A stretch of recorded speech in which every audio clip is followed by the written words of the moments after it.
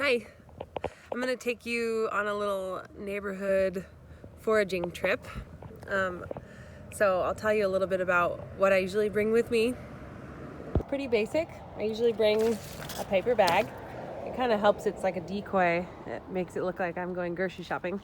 But in my bag, I usually bring a pair of gloves in case I encounter some nettle and some scissors. So that's it.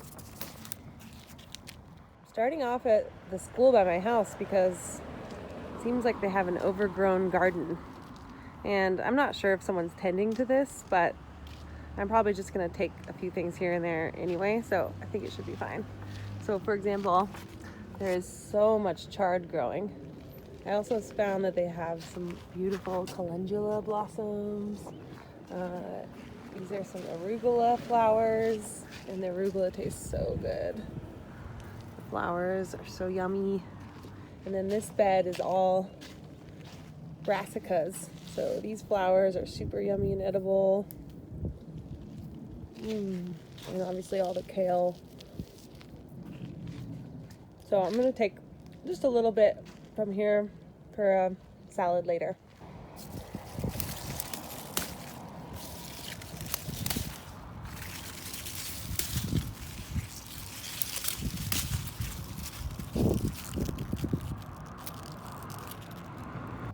These are cute little pansies, and pansies are a really fun little edible flower, so I'm just gonna take a few.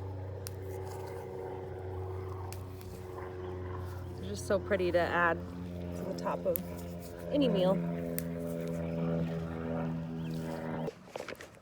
Whenever you eat wild foods that you find either in nature or in a rogue garden, as long as it's not coming from a store, there's always a risk that you don't know what the plant is.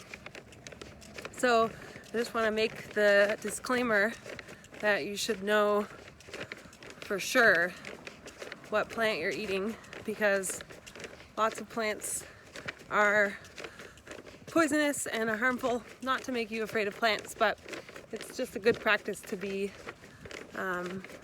super aware and check to see what the plant is.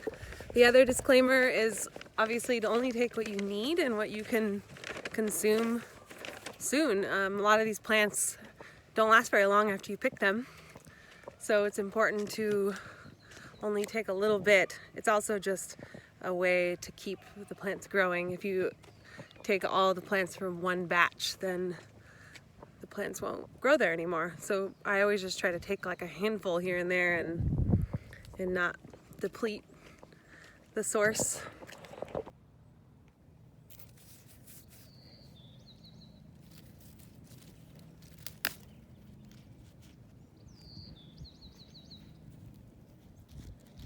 Lemon balm. This is one of my favorite teas for before bed. So calming.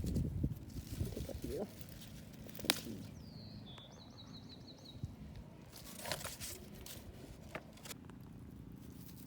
This plant is called cleavers. You can tell because it's super sticky. It kind of sticks to things.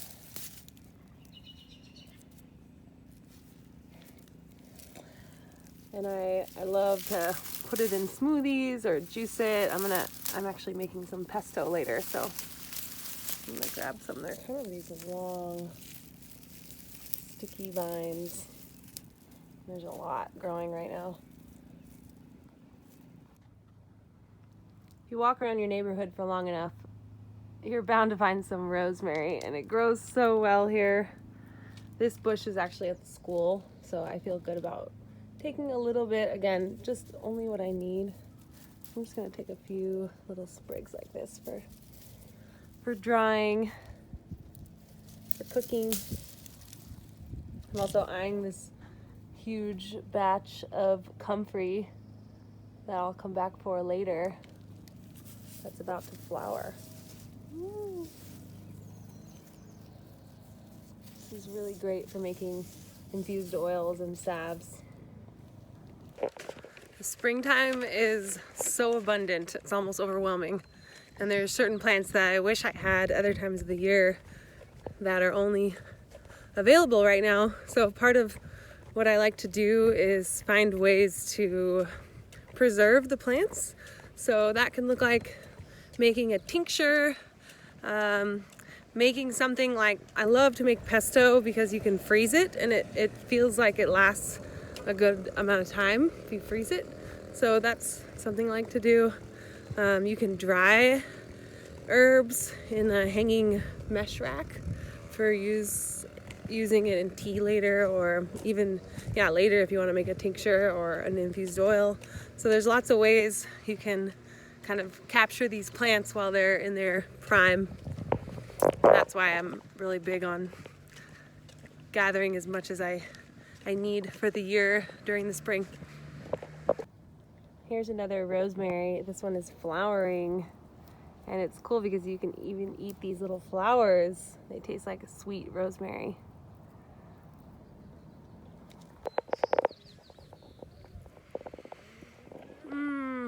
Oh my gosh. That's when you know it's May Day. The lilacs.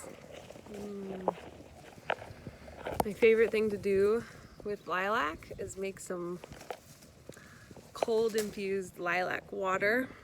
You don't need very much, but it's such a delicate, amazing scent that's hard to capture, and I find that the cold water does the best job. Didn't make it very far, and I already have more than enough. There's the rosemary and the lilac. I've got some calendula, some lemon balm, some fennel. So I think I'll stop here because I have a lot to work with right now. So the lilac, I'm going to make a cold infusion, maybe a solar infusion.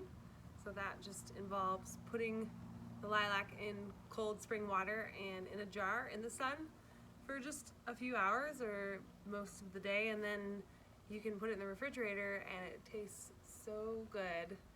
You want to strain the flowers out, but yeah, these are totally edible, and they just have the best smell. The rosemary, I'm probably gonna hang it and dry, and have it just available for cooking. Rosemary. Like I said before, I'm gonna make some pesto today. These cleavers are sticking to everything, but I'm gonna add some cleavers if I can get everything off of it. The cleavers are so sticky. They have lilac flowers on them, but the cleavers are gonna go in the pesto. I have a bunch of kind of veggies from that garden that I'm gonna probably just chop up and saute. So I have fennel and a bunch of different kinds of kale. There's curly kale, and I got some dino kale, like this, and chard, lots of chard. Here's another little fennel I got. I also picked a few of the calendula flowers, which I have growing in my yard as well, but I just only have a few. And I'm gonna dry these because I always make infused oil with calendula. It's super good for your skin. So I have a few of those. Let's see what else is in here. Oh, lemon balm. Just a few sprigs for tea. And then they're all kind of small, but I grabbed a handful of flowers. I have the pansies. They're just so cute. They're just so adorable. And they're so sweet and yummy, surprisingly.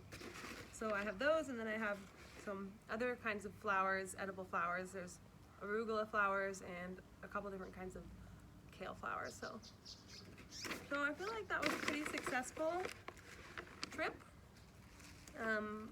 Yeah, you just want to make sure to eat whatever I picked within the next day, and if I'm not going to eat it, to dry it or process it in some way.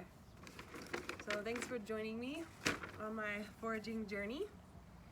And I hope you find some cool things around your house.